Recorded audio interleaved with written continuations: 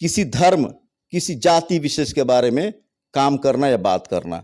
मैं हर धर्म को लेके चलता हूँ, हर जाति को लेके चलता हूँ, हर वर्ण व्यवस्था को लेके चलता हूँ।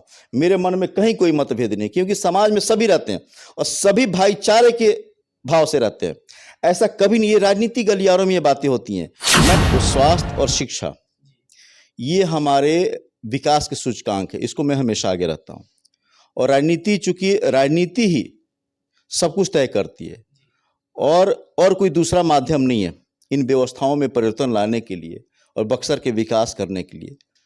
तो राजनीति में तो आना ही पड़ेगा और मैं राजनीति में आने का बहुत पहले से फैसला कर चुका हूँ। मिनी काशी कहे जाने पे मैं खंडन करता हूँ। बक्सर मिनी काशी नहीं, बक्सर की अपनी पहचान है। बक्सर एक डिस्ट्रिक्ट ही नहीं है, बक्सर एक परंपरा है, बक्सर एक संस्कृति है। तो बक्सर जिले में अभी तक एक विश्वविद्यालय भी नहीं है।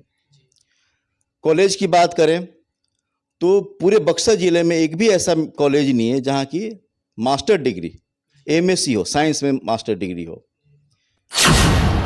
नमस्कार, मैं रेहान और आप देख रहे हैं जनता सिटी। अभी बक्सर में है और बक्सर में भी हमारे साथ एक ऐसे डॉक्टर है जिनके बारे में हम आपको बताएंगे, उनसे रूबरू कराएंगे।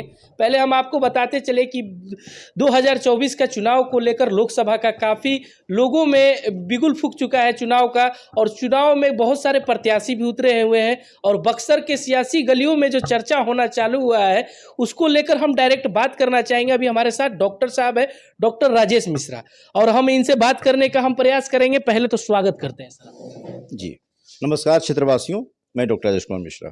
सर, सियासी गलियारों में आपका चर्चा होना चालू हो चुका है, क्या लगता है कि चुनाव में उतरिए? देखिए, चुनाव में उतरना और नहीं उतरना, उतरने का तो मैंने फैसला बहुत पहले ही कर लिया था और यहाँ मेरा मिशन भी बक्सर में आने के पीछे, और पहले भी मैं ईएसआई हॉस्पिटल में था सेंट्रल गवर्नमेंट में, उसको रिजाइन करके बक्सर में अपनी सेवाएं देनी शुरू कर दी। तो स्वास्थ्य और शिक्षा ये हमारे विकास के सूचकांक है, इसको मैं हमेशा आगे रखता हूँ। और राजनीति, चूंकि राजनीति ही सब कुछ तय करती है और कोई दूसरा माध्यम नहीं है इन व्यवस्थाओं में परिवर्तन लाने के लिए और बक्सर के विकास करने के लिए। तो राजनीति में तो आना ही पड़ेगा और मैं राजनीति में आने का बहुत पहले से फैसला कर चुका हूँ। सर, नेता और डॉक्टर जी देखिए, बाय प्रोफेशन तो मैं डॉक्टर हूँ, एक चिकित्सक हूँ, और पॉलिटिक्स में आना बक्सर के विकास के लिए मेरा मिशन है, मेरा लक्ष्य है। तो इसलिए राजनीति में आके सामाजिक व्यवस्थाओं को, शिक्षा की व्यवस्थाओं को, स्वास्थ्य को और धार्मिक स्थलों का उत्थान करना मेरा मुख्य। क्या कहना चाहेंगे उन युवाओं को? देखिए, आप जब भी देखें, हमारा पूरा देश युवा देश है और युवाओं की संख्या हमारे देश में पूरे विश्व में कहीं यदि संख्या हम काउंट करें तो सबसे अधिक हमारे राष्ट्र में है।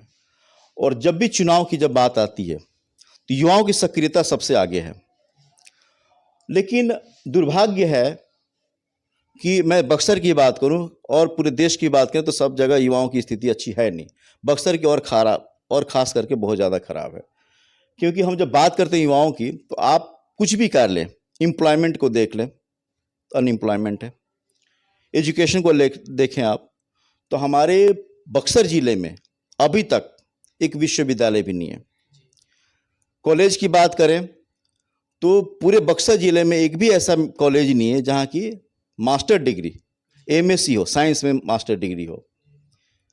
आर्ट्स में बात करें मास्टर डिग्री की, वो भी सारे में नहीं है, पीएचडी नहीं है। तो इन द सेंस कि कोई भी ऐसा कॉलेज नहीं है हमारे यहाँ जहाँ के बच्चे हमारे आगे बढ़ सकें, पीएचडी कर सकें। कोई कॉलेज नहीं है, बच्चों के लिए कोई स्टेडियम नहीं है, कोई प्रॉपर ग्राउंड नहीं है, कहीं कोई ट्रेनिंग सेंटर नहीं है। तो हम युवाओं के लिए क्या कर रहे हैं? सर, कहीं ना कहीं लोगों को ये भी सोचने में आ रहा है, कह रहे हैं लोग कि इस बार हम जो कैंडिडेट अपने बीच का जो चुनेंगे वो लोकल होना चाहिए। बिल्कुल, क्योंकि विकास लोकल ही करके देगा। कारण क्या है कि जब लोकल होगा तो यहाँ से भावनात्मक तरीके से उसको लगाव होगा, वो समझ सकेगा यहाँ के सारे पृष्ठभूमि को, हमारा इतिहास, हमारी पौराणिक कथाएं, भौगोलिक दृष्टिकोण या कुछ भी हो। क्योंकि बाहर का अभी तक बाहर के रहे हैं लोग, और विकास नहीं करने का कारण ये भी है कि उनका लगाव नहीं, यहाँ पे आए, चुनाव जीते और फिर चले गए। क्षेत्र में नहीं घूमा, क्षेत्र में जाके समस्याओं को नहीं देखा कि क्या समस्याएं हमारी, युवाओं के अंदर क्या परेशानियां हैं, हमारे बक्सर के अंदर क्या परेशानी है। अब देखिए, बक्सर एक बहुत प्राचीन एक धार्मिक स्थल है। सर